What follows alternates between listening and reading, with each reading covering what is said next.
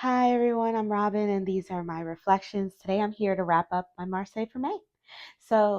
With the last couple of years, I've been doing Marseille for May along with Sylvie at Tarot Magpie. We're not doing it together, but I've been doing VRs to her Marseille for May hashtag, putting out my own ideas of what I want to do in that month and studying Marseille. And this past month, I did the same. I have a video where I talked about what my goals were for May and the decks that I plan to use. I'll post it here for you if you want to take a look at that. But there's really no need because we're gonna we're gonna talk about what I did anyway right now. One of the goals was to read this book, and did I get to it? Nah, I got to page 18 and quit. Now I already had a copy of this book. It was the first edition, which was called "Reading and Understanding the Tarot de Marseille," and this one is Tarot of Marseille. There are two editions of the same book. This one is the newest edition. So basically, Anna Maria Morsucci and Anatella Alloy redid the book with new images. They've changed the cards that they used. And then, of course, since they changed the cards, they've changed some of the description of the cards. There, other than that and the layout of the book, this book is exactly the same. It's from what I can read in here. I did compare them. I've since rehomed the other one because this is the newer version, but I kind of regret that now because that one was like thinner. It had glossy pages. I like the production on that one better, and it fit on my shelf better because it was thinner, but it did have a dust jacket, which always threatened to rip on me, and this one does not. So, anyways, this is the one I have now. I kept the newer one. But I had already read it, and I guess I just got bored. I just got bored reading it. I got to page 18 and I stopped, as you can see.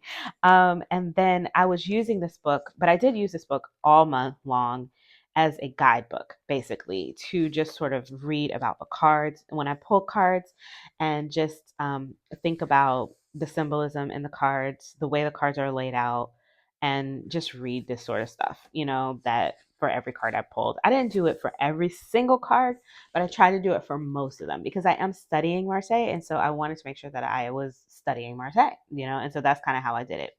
So that's the book. My thoughts on the differences between the first edition and the second one. Now, as far as the decks, here's the box of decks. I think you'll recognize most of them. I haven't changed too many out. There are some things in here that I did not touch at all, or I only did maybe just one reading with. And then there are some things in here that are different because I took one deck out and swapped it. So let's just talk about these real quick. These are the guidebooks for the decks. Well, actually, this is the guidebook for a deck I didn't even use this month, but I love this guidebook. This is the Fox's Wedding Tarot guidebook. I actually did a walkthrough of this month. So I'll put that in the cards for you if you'd like to see it. I love this deck, but I didn't use it this month. So I have pulled out all the boxes because, as you can see, I take them mostly out of the boxes when I'm using them during the month. And I pulled out all the boxes, so this is good. I can talk to you and then put them away as we speak. So let's start with the decks that I did not use at all this month. So we talked about these two in the first one. This is the Lilac Lenormand. Super cute. I'm just going to show you a couple of images. I have a full walkthrough of this if you want to see it, but I didn't use Lenormand at all this month, at all. Look how cute that is. I don't know. I think I was so my month was a little rough. I'm not gonna lie. I had a lot going on. I knew it was gonna be, but I didn't realize how rough it was gonna get. Um, but I wasn't sideswiped because I had a feeling. I had a feeling it was gonna go. I had a feeling it was gonna go left. So, but yeah, I didn't. So I didn't use Lenormand. Maybe if I would have used this Lenormand deck, I would have known exactly what was going on, what was gonna happen. But I didn't. So Lilac Lenormand didn't get used this month. And another deck that did not get used this month was the Seal and Rise to Tarot, which now I'm thinking I'm probably going to pull this out for June because I am dying to use it. It's a new deck in my collection, a German mass market pip style deck. And I was doing Marseille and pips for May. But I pulled this out, shuffled it a couple of times, looked at the pictures, and realized that it's just the pips were too RWS. I didn't look at that lovers card. Woo. Yes, I love a passionate lovers card. It didn't take long for me to realize I didn't even have to do a reading with it. Or or maybe I did do a reading with it. I can't remember, but it didn't take long for me to realize that this was too RWS for me to use in a PIP numerology Marseille month. It was just, look at this. I mean, this is 8 of Cups all day from RWS all day, and I just couldn't, I couldn't wrap my mind around it. Instead of this deck, I ended up switching it for the Lighted Window Tarot because I wanted a PIP deck with lighter colors, but I didn't want those hints. This one is much more neutral. So, what happened here? So I ended up using the Lighted Window Tarot. I did a walkthrough of this, and I actually talked about that. I feel like what I was trying to do with Marseille and numerology this month is akin to what you do when you're trying to immerse yourself in a new language by going to a country that speaks that language, naturally as a first language. So like a travel abroad or a student exchange or something like that, right? So I was trying to immerse myself.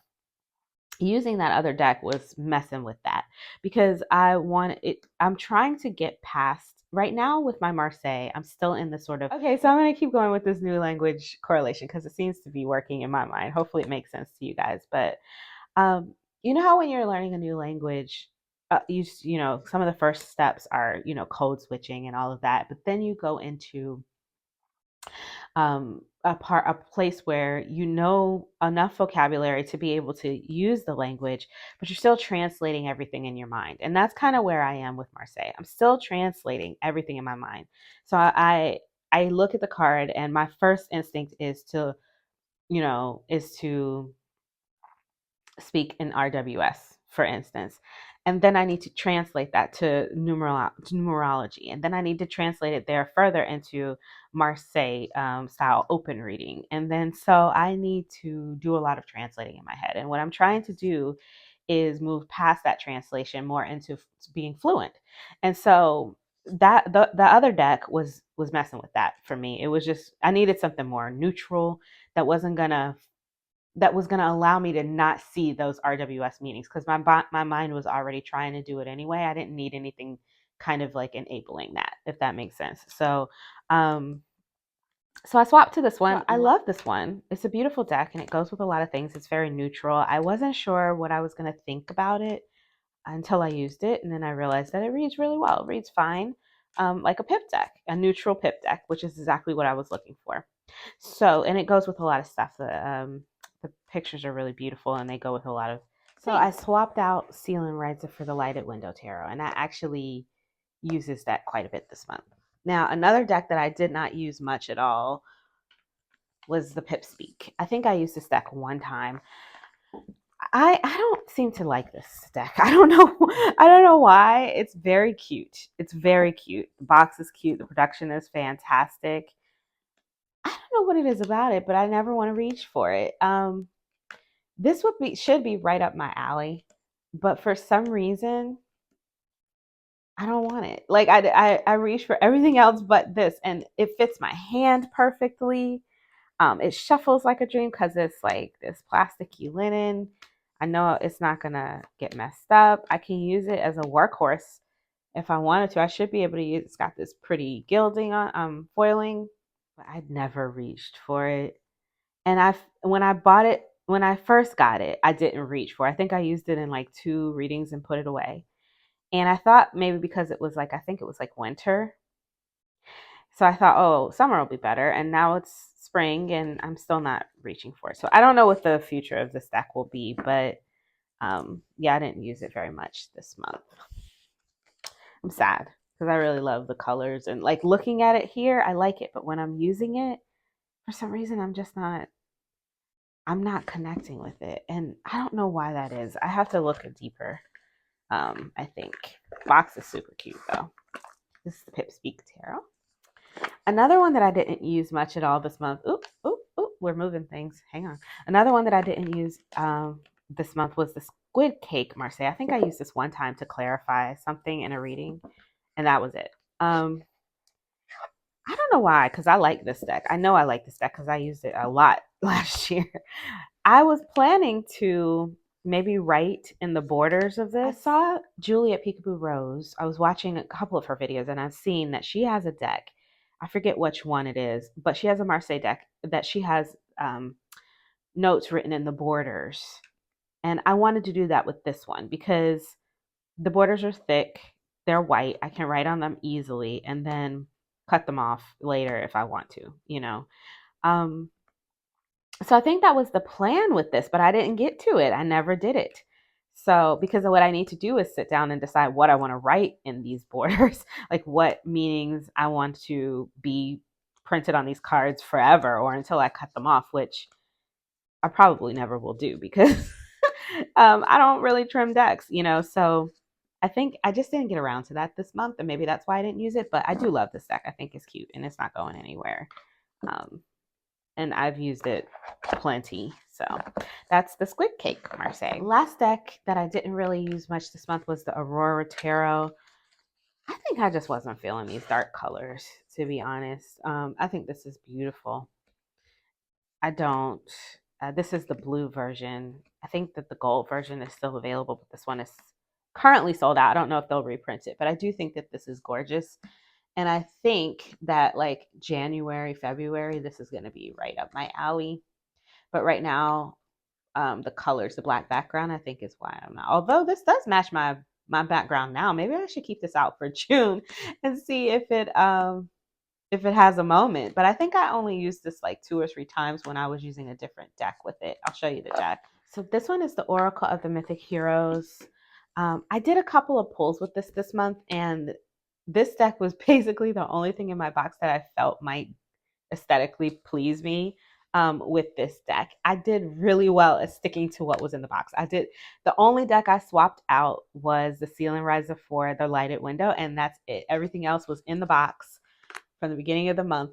That is very unusual for me. I am always in swapping decks out, moving them around. So for me to stay with just what I had in the box was a big deal for me. And I felt very proud of myself, to be honest, when I got all the way to June 30th and I hadn't used anything that wasn't in the box. I don't know why I keep wanting to put, maybe I should just swap them because I keep putting, I keep putting them in the wrong place. Okay. So yeah, that's helping. So yeah, so I liked these together because this feels, I don't know, it felt kind of Greek and this is Greek. So I thought, yeah, that should work. And it did. And I did a few pulls with this and I used this deck for that. So this one, I didn't really use much, but I did use it some. I used it more than the other decks. So that's why I'm showing this one last. And this is the last of the decks that I didn't use too much this month. And this is, again, the Aurora Tarot, the blue one. So this is getting a little chaotic, but I have notes. I just haven't been looking at them because I'm also putting away decks. I'm doing too much. So I wanted to, before I get into the decks that I used a lot this month and the pairs that I liked with those and what I liked about working with those, I wanted to show you a pair that I really loved for the Lighted Window Tarot. I know I already showed this one. And I mean, I could go back and refilm the segment and put the pair in, but I'm not going to do that. I'm just going to show you here what I paired it with. So I paired this with a couple of things. And like I said, it goes with a lot of stuff. My favorite one was the Wing, Hoof, and Paw, an animal companion oracle. There's a lot of not animal energy, but just like natural energy in this deck, natural imagery in this deck, I should say. And so I thought it might pair nicely with this, and it does. And also, the artwork looked very nice together. So I used it for pick a card and then I was in love. And so from then on, I think I just kind of stayed with this.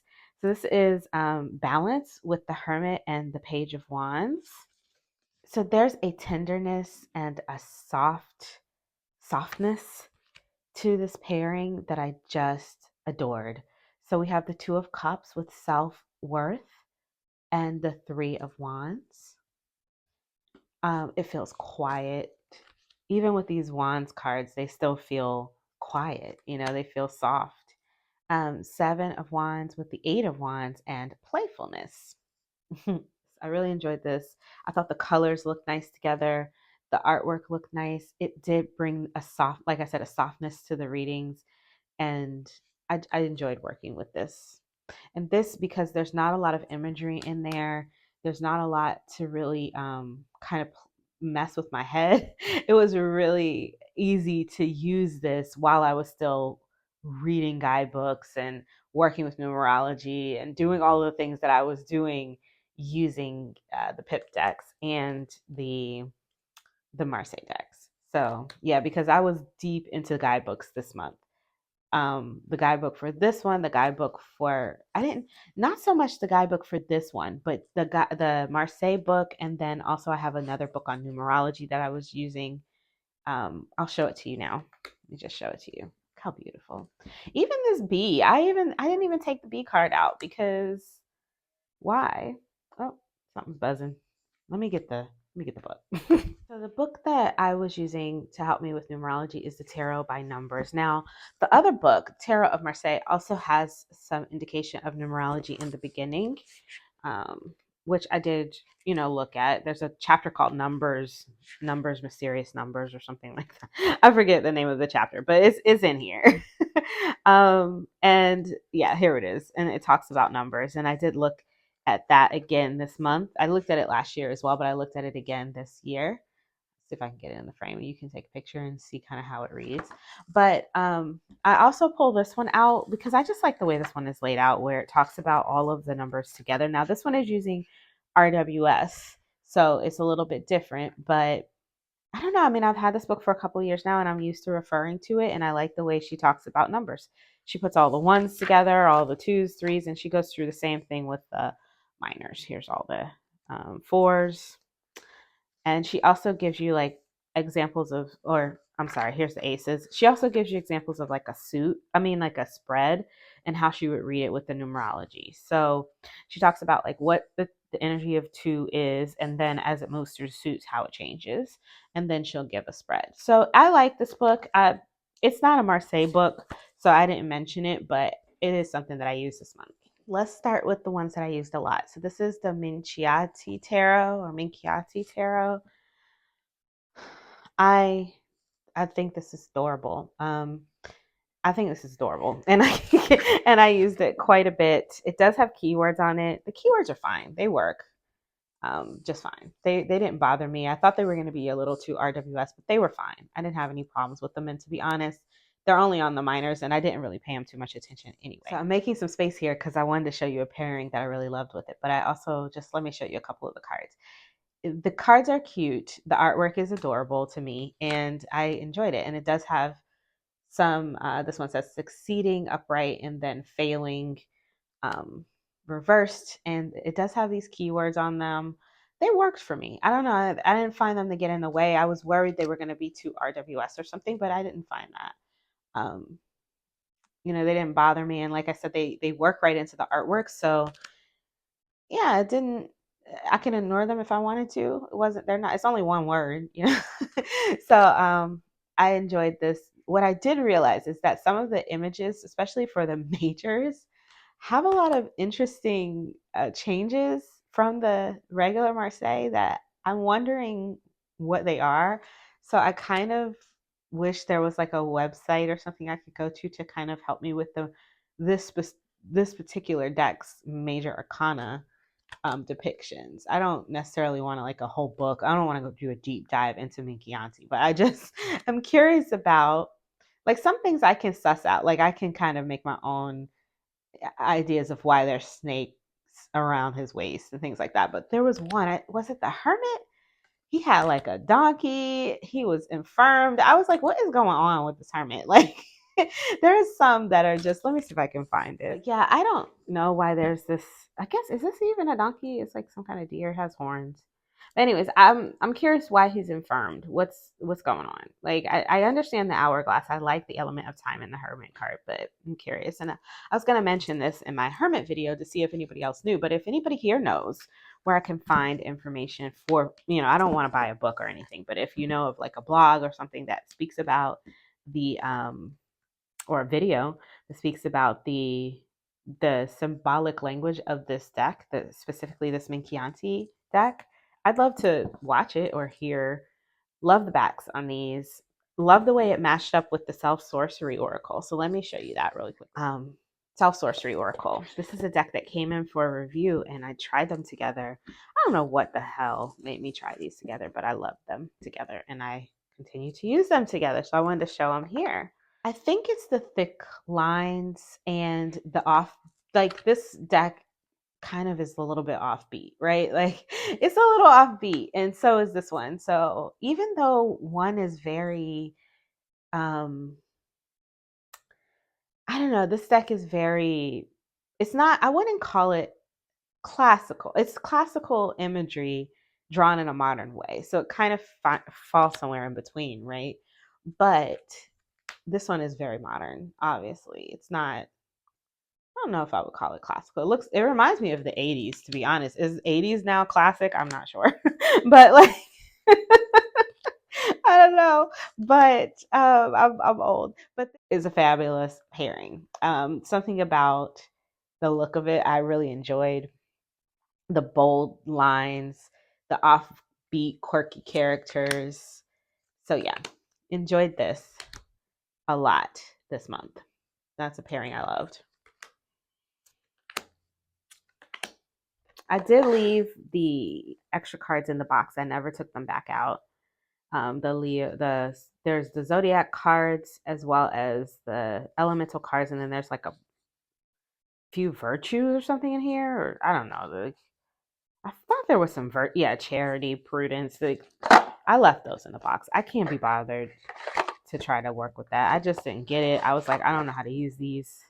And without them, it's just the regular Marseille deck, and it works for me. It's a little bit different, but it worked for me. So I think I'll be keeping this one. I was on the chopping block for a minute, but I'm probably going to keep it and just use it like I used it this month without those extra cards because I love the artwork and I like the quirkiness of it.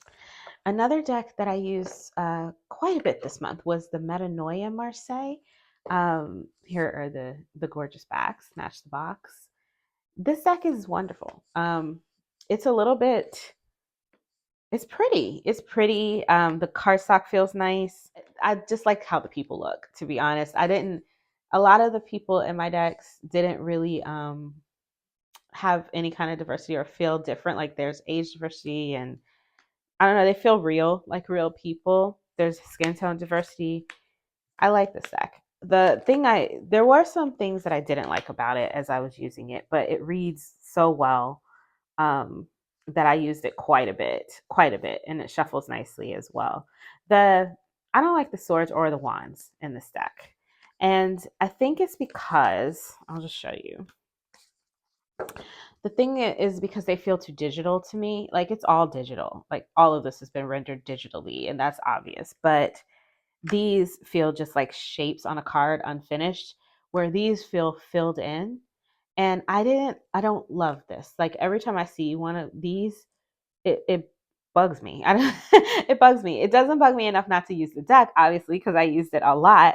But I just think I wish that these would have been decorated or filled in the same way, shaded or something in the same way that these are. Because I think these are gorgeous. And I find these to be, I don't know, a little bit flat.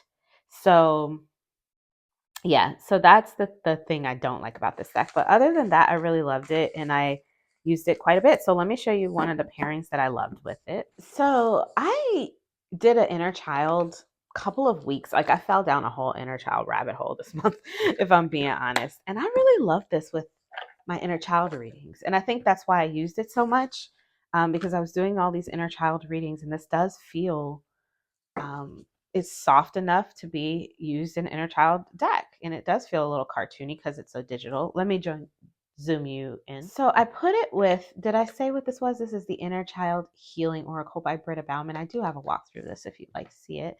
And I loved it. It let me use my Inner Child Healing Oracle more because I don't use it much because I don't do a lot of inner child work.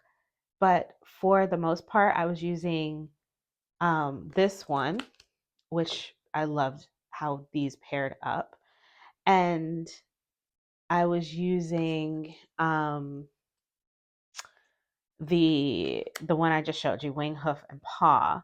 And then also I was using Wisdom of the Wild things for my inner child readings, and they were wonderful. They were really quite wonderful. So see here, you can see that I have two of the suits that I'm not a fan of, but with this deck, it's not so bad, right? Because this is also quite digital. So I don't know.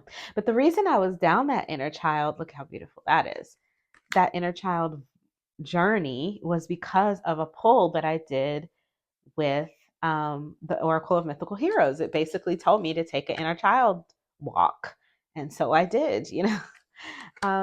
And I really enjoyed it. I was doing it for almost 2 weeks, and you know, lots of polls, lots of interesting insights. I really enjoyed that. So that was something else I got into this month. And again, this is the Inner Child Healing Oracle by Britta Bauman. Here are the backs of that deck. Beautiful. Cherry blossoms. Use the Spheres of Heaven, Sephira Tarot. This was something I got from Hay House and I hadn't been using it. All of these decks were decks I hadn't been using much. And I wanted to make sure that I got to using them. I thought that these pips were going to be a little strange, and they are. They definitely are. But I didn't have any trouble reading with them, and they're nice and neutral. So it worked for what I was looking for, and they're very pretty. They're very pretty cards, and I like them with the Wisdom of the Wild Things. So let me show you that pairing. So this is the Wisdom of the Wild Things Oracle. And I think I just did them 2 cards, so I'll just show you kind of how they look. And I thought that they went really well together. Maybe because they're so neutral, because the Wisdom of the Wild Things is very detailed, the imagery, and it's strange. And so I was having a hard time finding pairings that I loved. And then I put these 2 together, and I was like, oh, that's it. They're married now. Because this one, while it is still leans strange, is neutral enough to not get in the way of the oracle. And so that's kind of what I loved about it. So yeah, definitely married these 2. They're together now. Look at her looking at this kid like, yeah, hey girl, been a while. Missed you. Both of them upside down now. So yeah, that was this. Sorry, I had to flip them, but here you go. A couple more. But yeah, love these together. I thought it was a very pretty pairing. And like I said, the deck was neutral enough to not get in the way of the oracle. So that was a pairing I really enjoyed this month. Quiet, the anxiety monster with the 8 of Swords. Another deck I used quite a bit this month. I actually pulled this in for readings for other people. It was really cute, fun, easy to use. Love it. This is the Movie Tarot. Movie Tarot, it's called. And I got it as a gift last month or the month before. I don't know. I've been pretty obsessed with it ever since. I like the color palette. I like the pips, most of the pips. And yeah, I just think it's fun. And at first I thought, oh, I wish that the pips were more movie related. But nah, I like them as they are. And they're not it was neutral enough for what I was trying to do this month, and I really enjoy the characters on the cards.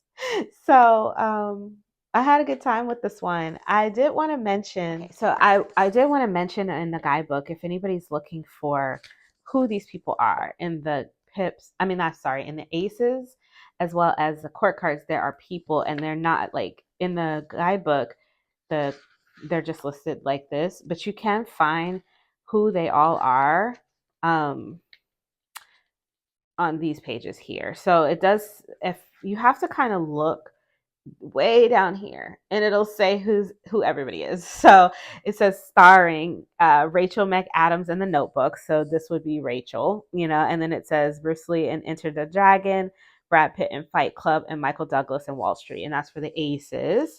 And then for the courts, it does the same, but you have to look down here in the like footnotes to see who you're looking for it, and that's where it is. I couldn't show page numbers because there's no page numbers, but that's where you'll find who these people are if you're wondering if you have a stack. And yeah, I love it, love it. Used it, enjoyed it. That's the movie tarot. Look at Gene Wilder. There's Rachel there. I use this one for all of my ancestral readings with the Secrets of the Ancestors Oracle. This is the Marseille Prend de Vie. I don't know. I needed a deck that was Marseille, but that had enough melanin in it. I wanted a melanated deck. And this one went really well, it felt like, with what I was trying to do with those ancestor readings. So this is the one I used. So here's the Secrets of the Ancestors Oracle. This is a new deck by Abiola Abrams. I need to say shout out to Krista at Auntie K's Tarot for creating this deck, because there just are not a lot of decks out there that are melanated and Marseille. There's just not, and it was literally the only one in my box that I felt could fit into this realm of what I was doing with this deck. So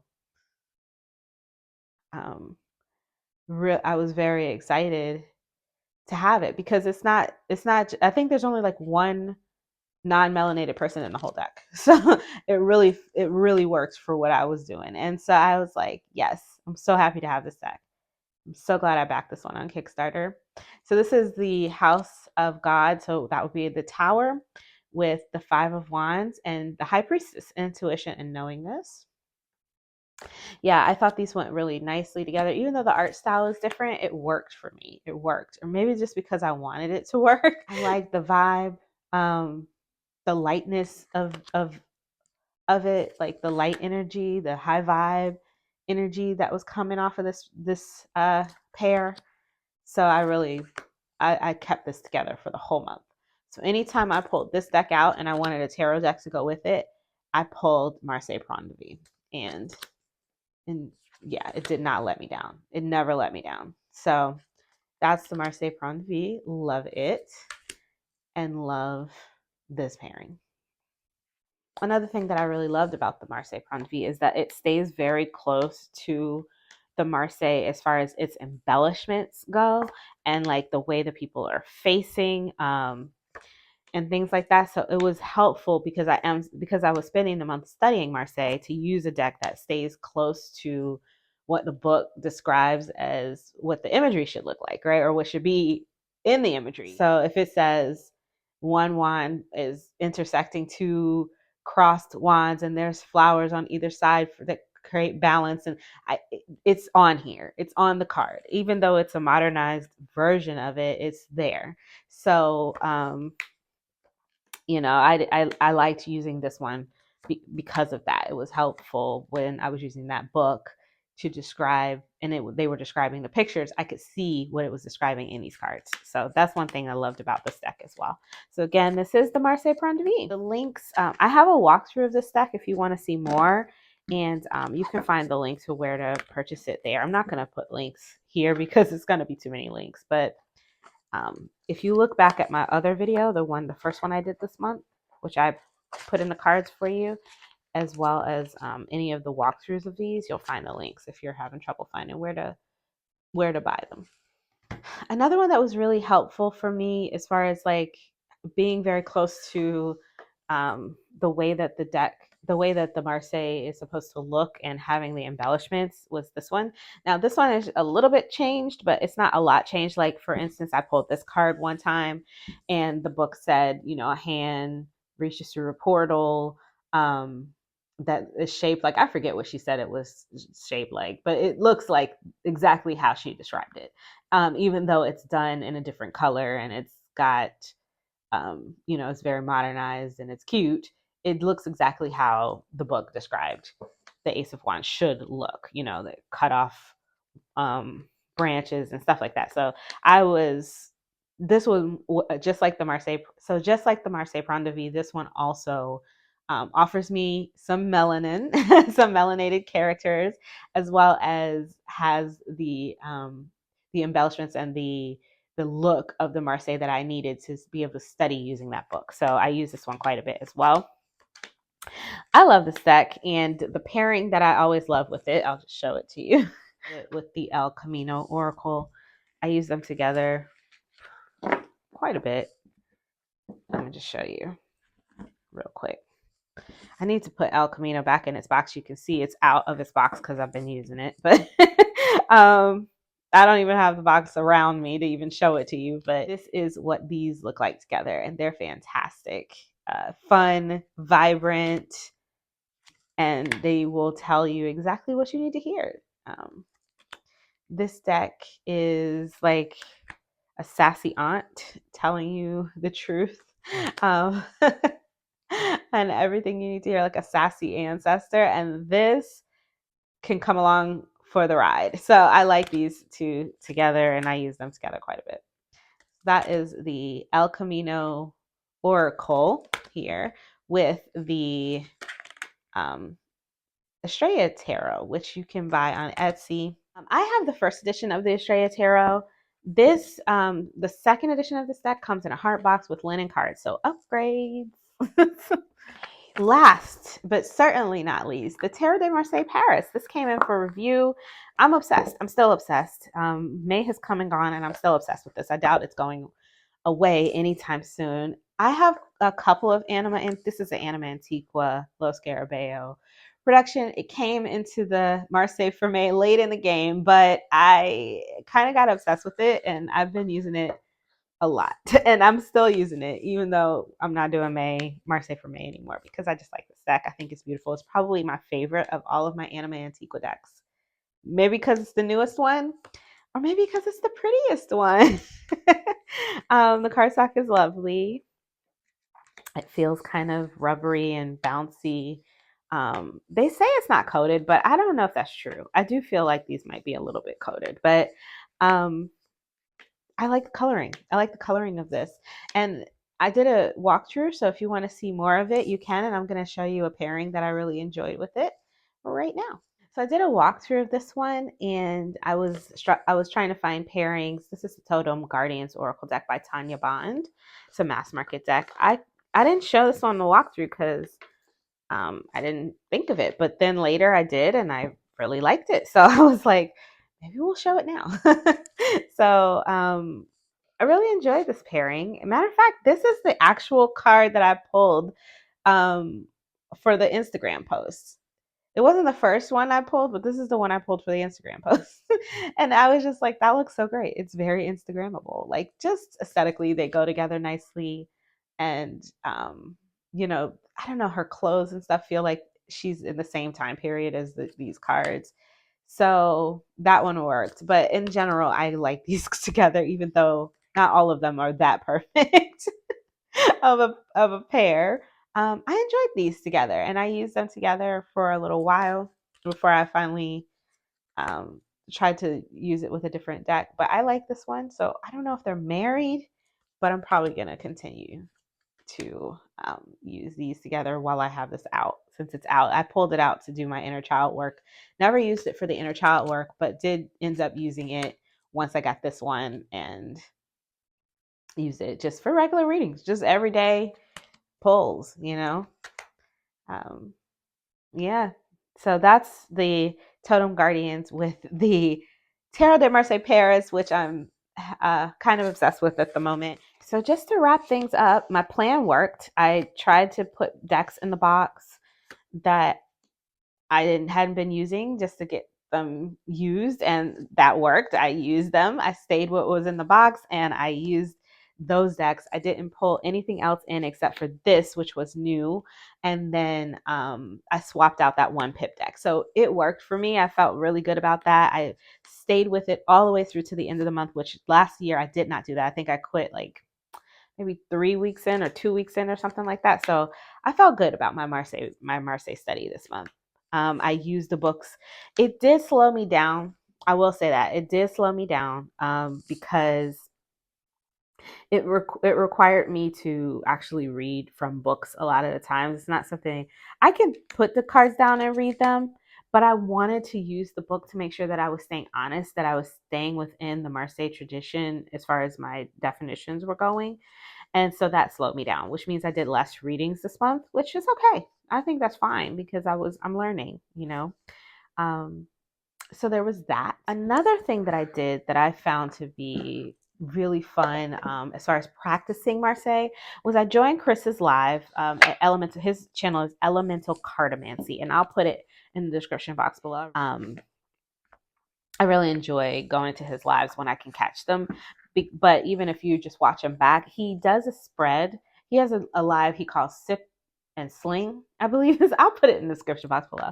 And he does a spread, and I'll put the one that we did because he actually. So what he does is he'll choose a spread for the month, and then position by position he tells us the position. So he'll say, you know, position number 1 is whatever, and then you pull your card. And then he will pull his card and he will talk about his card. And then if you want him to talk about your card, you can pop it in the live chat and he'll read out what your card was, and you can put just the card, and he'll tell you how he interprets it.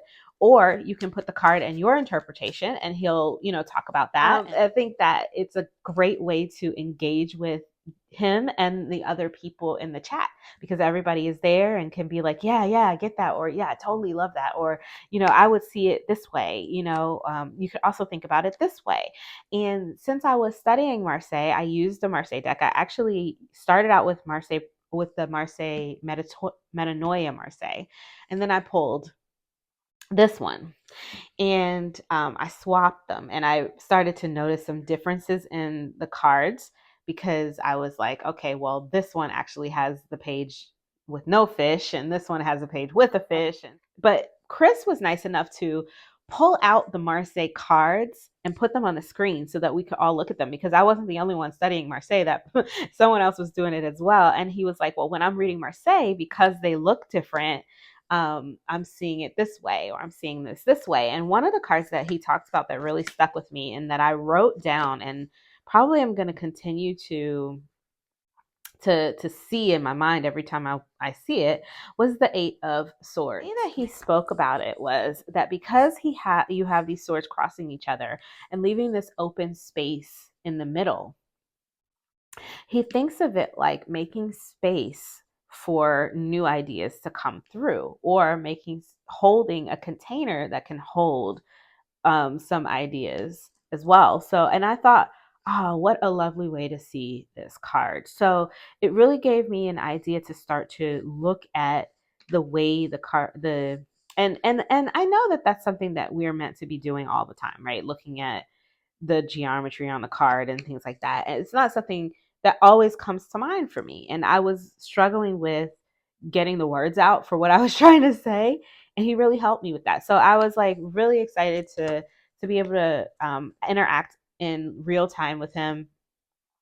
It was fun. So I will put it in the description box below if you guys want to join. I think he's already done the one for June, but he does it every month. So I think that's always fun to do spreads with people where you're all doing the same position and pulling your own cards and just kind of like bouncing ideas off of each other of ways that this position could be interpreted based on the different cards that are in that position. It's a good way to exercise your brain. So I really enjoyed it. And yeah, I think that's all I have. That's all I have for Marseille for May. So thank you for staying with me as I babbled about all of this month and everything I got into. I'm not used to doing wrap-up videos, so I'm not sure how this is going to be, but I will try. I'm looking at this timer, and it's quite a bit of time. So we will see how much stays in and how much I cut out. But for now, um, this is where we'll stop. So if you like this video,